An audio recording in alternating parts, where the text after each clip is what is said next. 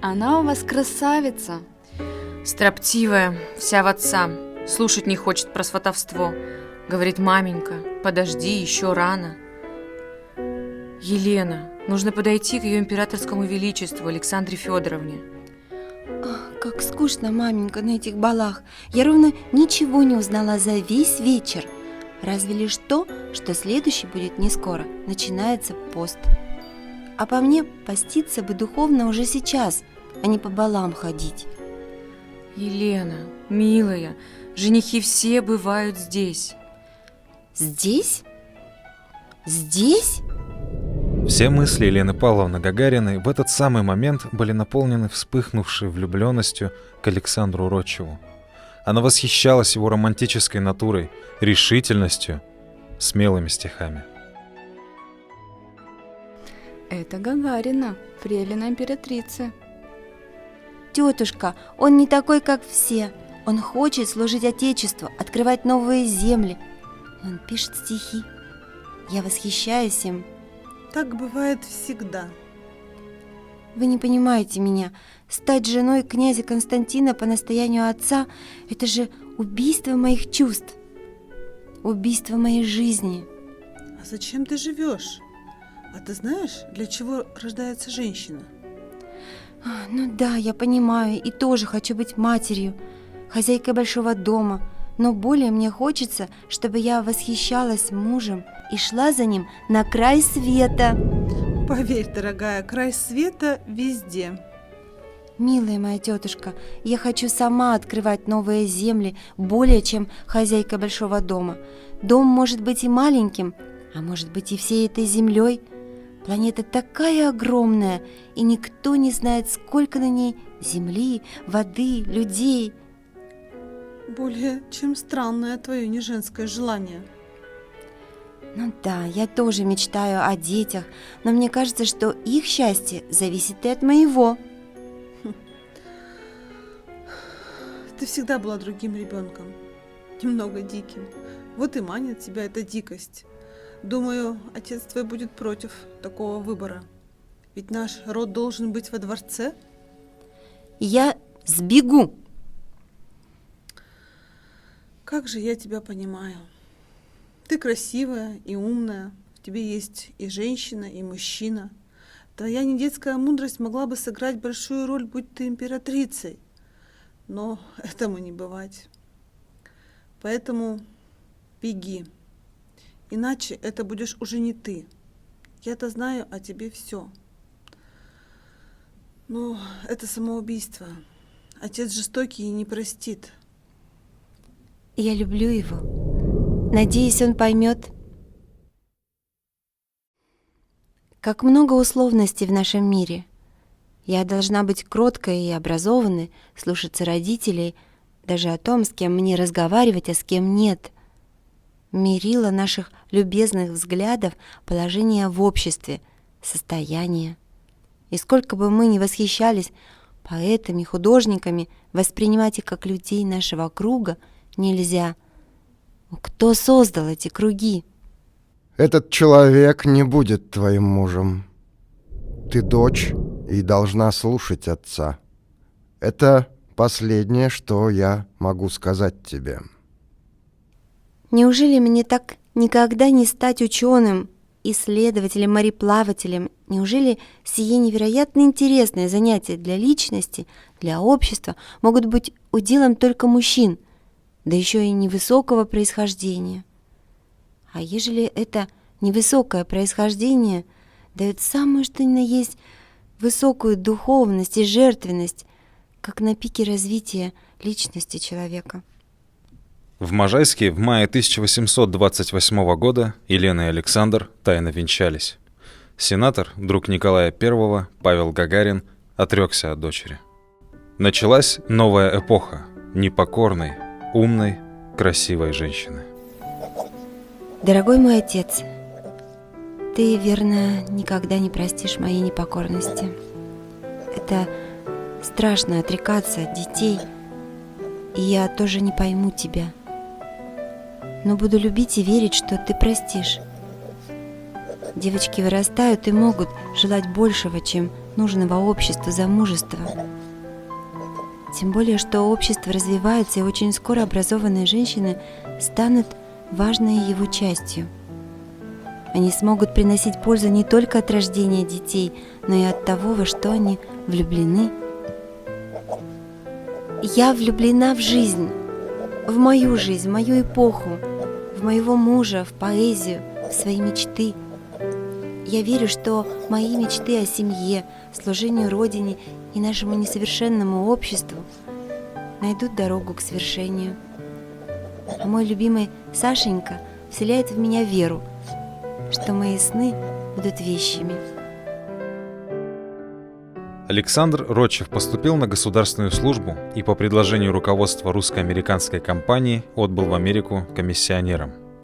А через 2 года возглавил управление фортом Росс. Несмотря на прекрасную государственную карьеру Ротчева, его жена с трудом общалась со своими родственниками, а родители долго продолжали противостояние. И далее будто забыли о существовании дочери. Елена, осознавая свой выбор, была счастлива. Утром она часто встречала солнце, вылетающее из океана под шум прибрежных волн. Океан каждый раз разговаривал с ней о жизни, о любви. Когда-то ее улыбка покорила пылкого поэта. В ней было столько тепла и нежности, и Александр Гаврилович влюбился навсегда. И сейчас, в утреннем холодном солнце, он ощущал большой огонь любви к своей хрупкой и сильной красавице. Едва убранные волосы переливались розовыми лучами. От этого казалось, что на берегу богиня, свет от которой сливается со светом солнца. И нет ничего прекраснее. Взгляд его горяч и резк, улыбка дамы божества творения.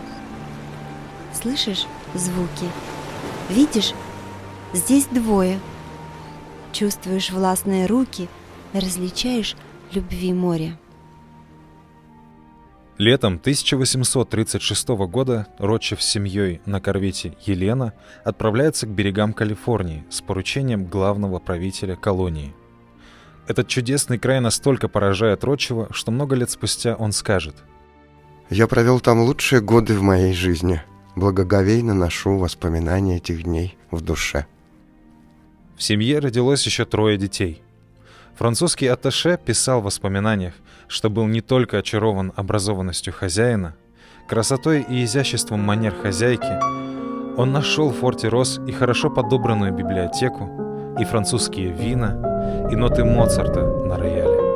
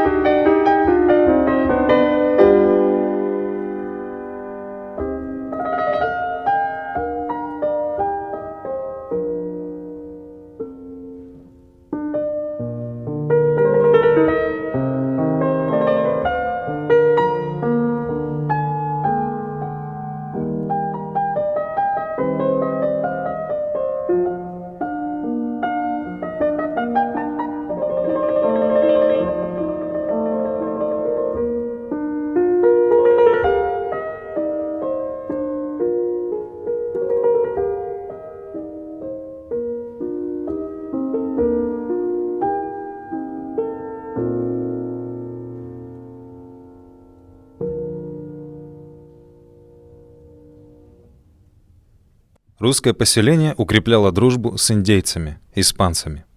Америка манила романтиков. Прибыл и молодой священник Георгий, полный надежд обратить в свою веру всех местных жителей. Дорогой отец Георгий, поживите, присмотритесь, без спешки, прошу вас. Я вижу, как трудно людям принимать чужую веру. С народами Америки отношения разные, но много таких, которые тянутся к русским, и по причине неподдельного интереса к новому народу, и по причине «худой мир лучше доброй ссоры». Собственную веру Елена Павловна Родчева не стремилась продвигать активно, однако влияние католиков со всех сторон становилось все более сильным и даже агрессивным. Еже еси на небесе, да светится имя Твое, да пребудет царствие Твое, как на земле, так и на небе. Как бы мне хотелось построить здесь храм. Силы народов разных, неравные. Мир делится на части. Какой крест станет путеводным? Лучше не обманывать себя, говоря об истинности только лишь одной веры. Каждый житель этой земли со своей историей. Поэтому я несу этот крест только ради России, ради укрепления силы ее и границы ее. Поставлю крест высоко, чтобы жилось ему спокойно. Пусть храм будет с куполом неба. Родина там, где ты счастлив. Или все же там, где ты родился? С молодым отцом Георгием прибыл ученый-географ, который снаряжал поход для описания местности. Елена собралась с ним. Она задумала найти вершину, которая могла бы олицетворять небесный храм и крестить ее. По этой причине она уговорила батюшку пойти в поход вместе. История русской Америки скоро окончится. В России считали, что экономически невыгодно владеть и управлять этими землями. Родчев был последним комендантом форта Росс. Я делала здесь счастливую родину, но она такой не нужна. Каждому надобно пострадать, и даже в самое большое страдание показать всем свое несчастье. А зачем? Несчастным быть проще? Простая ленность создает такую жизнь, где остается лишь ожидание подаяния. Нет, так не должно быть.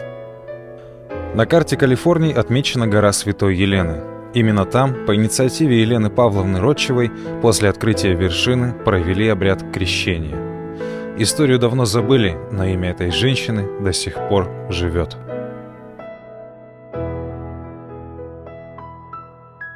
Если бы не дикость индейцев, их можно было бы найти красивыми людьми. Разве дикость тигра уменьшает его красоту?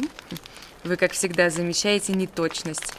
Красота индейцев действительно подобна красоте дикой кошки. Мы любуемся ею, но не воспринимаем как красоту мужскую или женскую. Да, дикие они. Скажу вам по секрету, я ощущаю его дикую силу, страсть и ум. Вождем у индейцев может стать в первую очередь умный мужчина.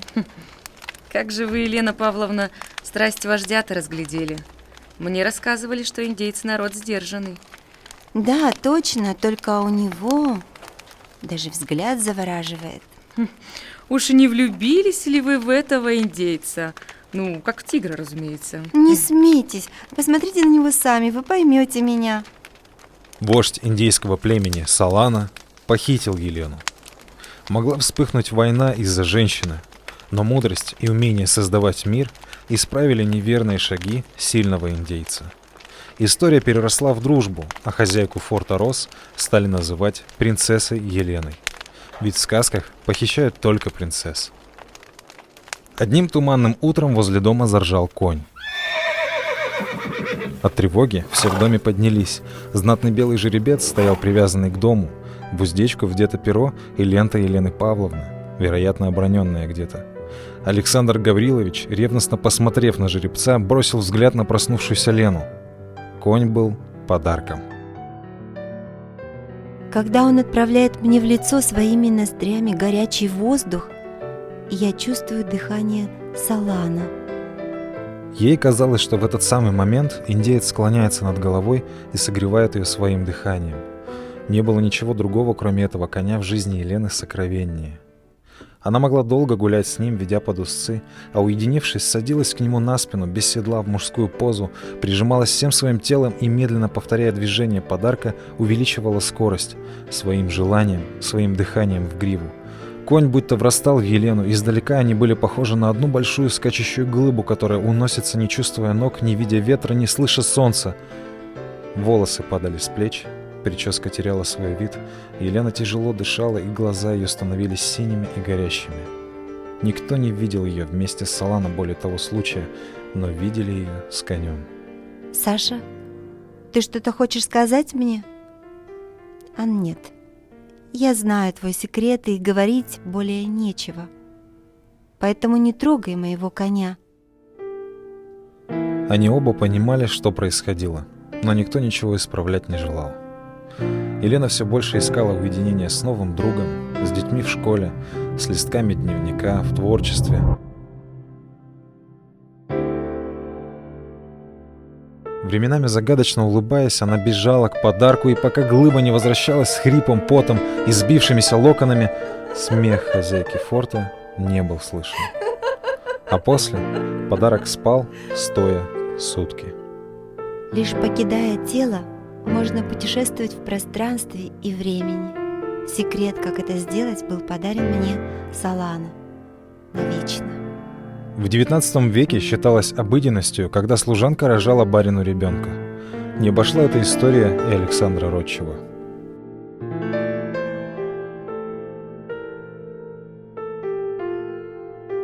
Такое банальное служение, бесконечно подставлять себя, прогибаться и быть незаменимым. А посмотрите на его стать, его плач на перроне точно что-то означает. Этот стул облип тайнами города, перрона, и теперь болтает без умолку. И где это все? Почему я ничего не вижу? Почему у меня каждый день обман мозга? За 1 час встречи и расставаний я вижу, чувствую множество любви, трагедий, радость встреч, несбывшихся надежд и прилетевших мечтаний. А через час нет ничего. Нет любви, чувств, ничего. Только стул, забытый кем-то и прижившийся как знак именно этого перрона. Перрон хранит тайну проходящих по нему, а стул хранит переживания, воспоминания. Его убранство и монументальность рассказывают все истории величественно. Елена долго смотрела вослед ушедшему поезду. Давно все разошлись, дворник прибрал перрон, а она думала о своей убегающей жизни. Скоро или очень скоро уйдет и ее жизнь, как поезд, спрячется вдали, и никто ее не увидит, не услышит. Как порой забавна жизнь. Когда-то я была княгиней, а теперь я принцесса Елена. Летела на парусах новостей мира, купалась в водовороте событий. Как же я любила своего Сашеньку. А теперь это звонкое одиночество. Тетушка, моя дорогая тетушка, ты когда-то твердила о настоящей жизни, настоящей женщине и такой же любви.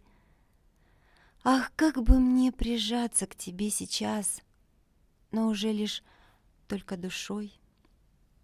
Она вдруг заметила, что сидит на странном перронном стуле. И в этот самый момент Елена ощутила тепло под опустившейся рукой. Большой серый пушистый кот устроился у ног и мурчал.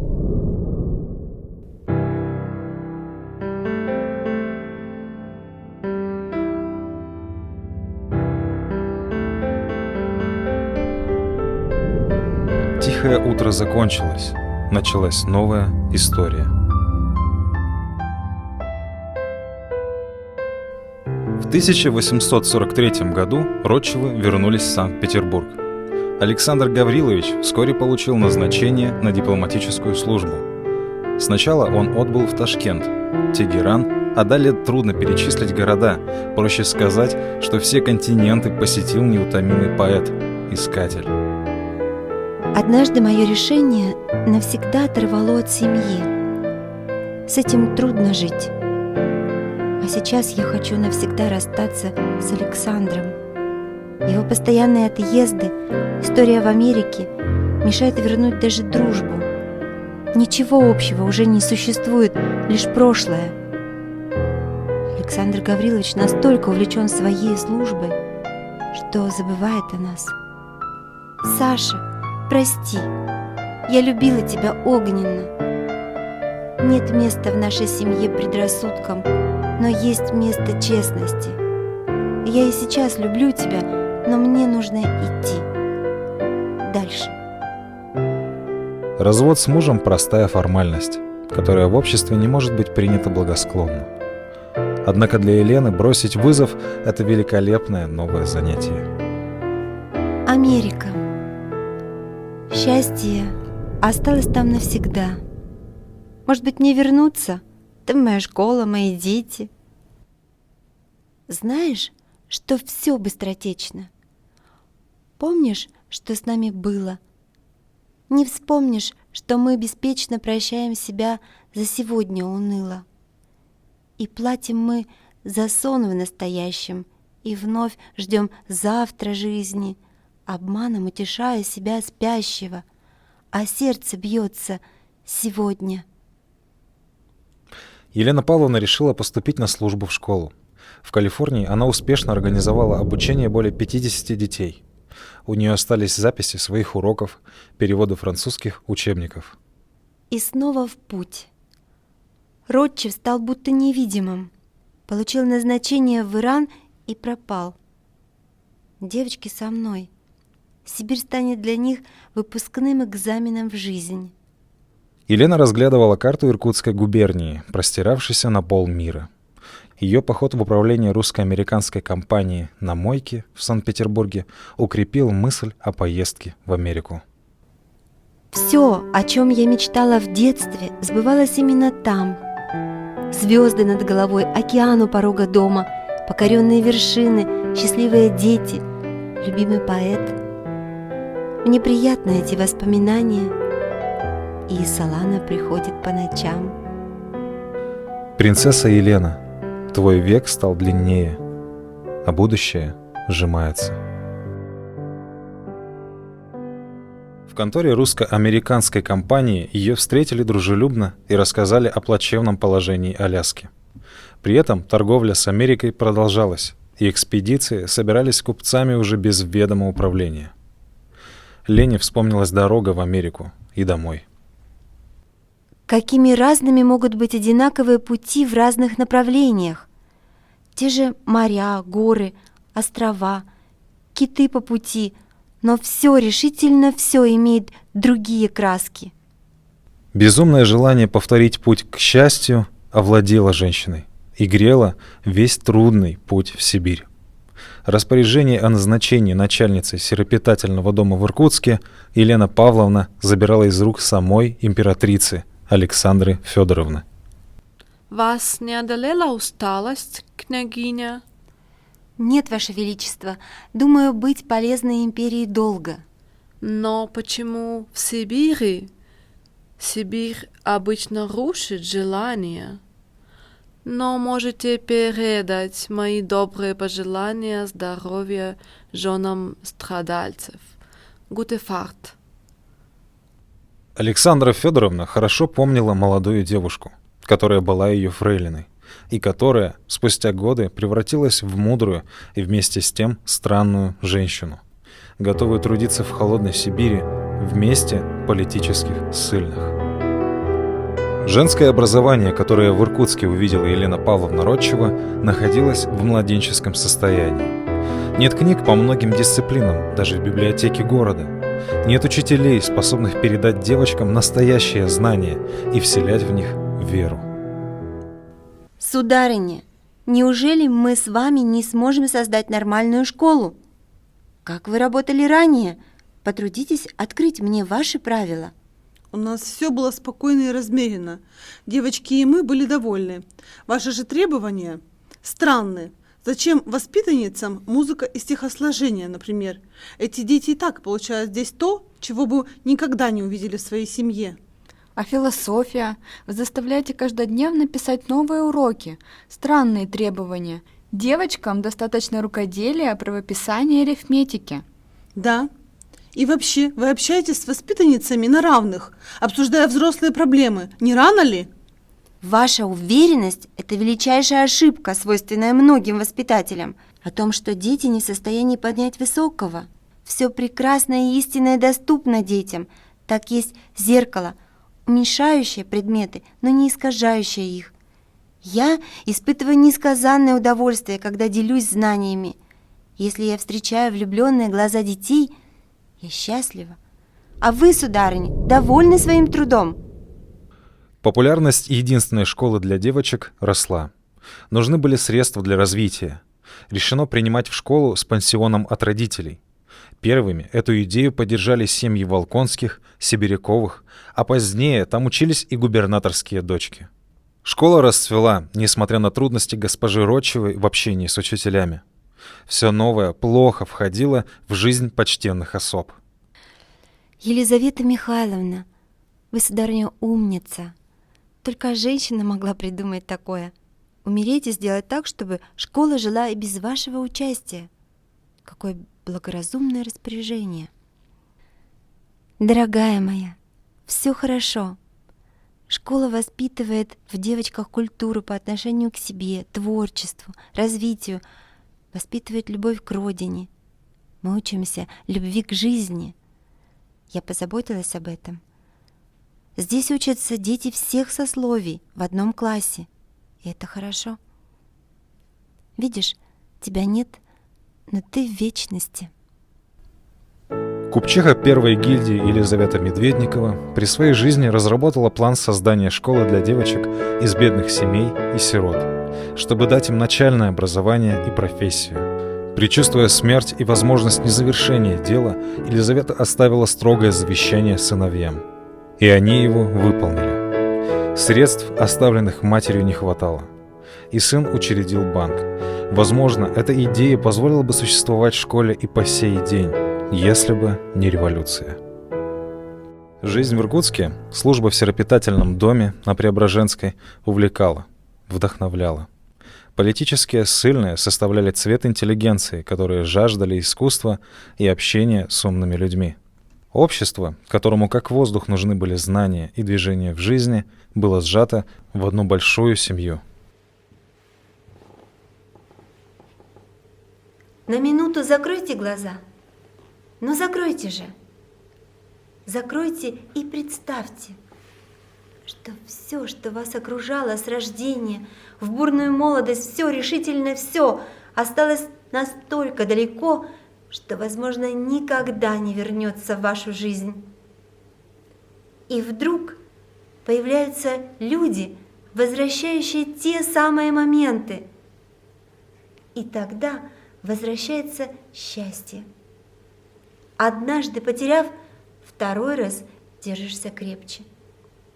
И все эти люди, объединенные не рождением, а судьбой, дорожат общением, дружбой, гораздо более, чем своими далекими родственниками, оставшимися где-то в прошлой жизни.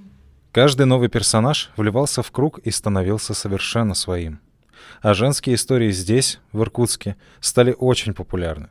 Екатерина Трубецкая и Мария Волконская стали кумирами для романтиков XIX века. И наша Елена Ротчева со своей жаждой жизни стала вдохновением, источником новых мыслей и мечтаний. Елена Павловна, сударыня, а расскажите-ка о вашем диком Солано. Что он и правда хотел вас похитить? Мне удалось уговорить его отпустить меня. Но как он мог? С рождения он рос вождем, и ему не нужно объяснять свои желания. Вождь принимает решения и действует. Такой и есть Солано. Вы не находите, что все местные жители похожи на индейцев? Да, я встречаю их на ярмарках всегда и вижу сходство. Меня радует встреча с каждым. Это рождает воспоминания и возвращает к мыслям об экспедиции в Америку. Уж не собираетесь ли вы к Солано? Как вы понять не можете, что и Солана со своим племенем, и Америка, и горы, и моря, и люди те, все воспоминания об этом меня наполняют счастьем. Вы сожалеете, что вернулись и собираетесь отправиться вновь? Сейчас я уже реже думаю об этом.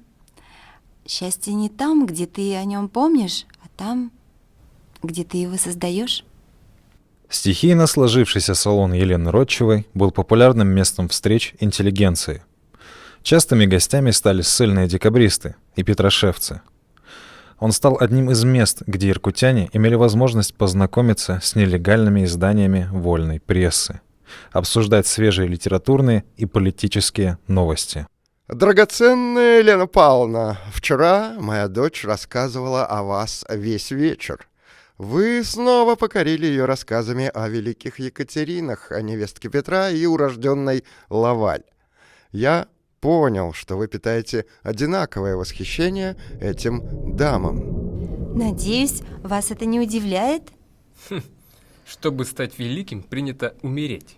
Но еще и в наше-то время говорить вслух об опальной семье. Я говорила о них как о женщинах. И не забывайте, что я воспитываю девочек на лучших примерах женских добродетелей. Елена Павловна, вы умница, но стоит быть бдительной.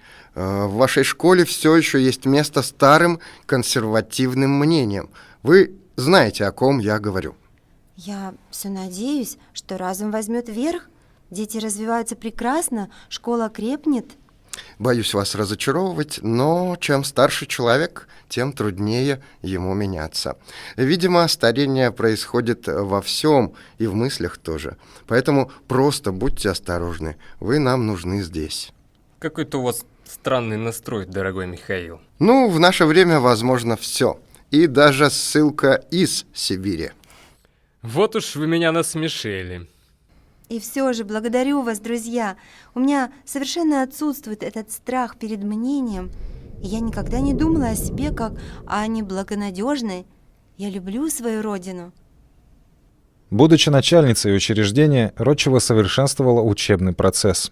Она относилась к детям с любовью и вниманием, стараясь привить интерес к знаниям и умение самостоятельно мыслить, обновила и расширила программы обучения, литературные вечера, ставились спектакли, на которые приглашалась иркутская интеллигенция. Особенными поклонниками ее деятельности были семьи декабристов, новые политические ссыльные петрошевцы. Слухи об этом с удовольствием разносили гранд-дамы образования. Елена Павловна, я знаю, что вы назначены здесь лично императрицей Александрой Федоровной. Однако безупречная ваша репутация пошатнулась в связи с последними событиями в школе с весьма уважаемыми людьми, внесшими немалый вклад в образование. И потом, голубушка, что это за связь с политическими ссыльными? Я, как начальница заведения, должна делать его полезным, а не просто существующим. Помилуйте, если я ввожу новые дисциплины, для расширения кругозора воспитанницы это означает одно – развитие. А у меня есть другие сведения, что вы увольняете одних в угоду тех, кто вам мил. Но это переходит все границы. Поймите, они политические ссыльные. Господин генерал-губернатор, я решительно не понимаю ваших фраз. Ежели вы говорите о людях, которые работают в школе с прекрасным образованием, коего я не найду здесь нигде, так это же для общей пользы. Мы не для этого пресекаем антигосударственную деятельность, чтобы вы делали этих людей героями для наших детей.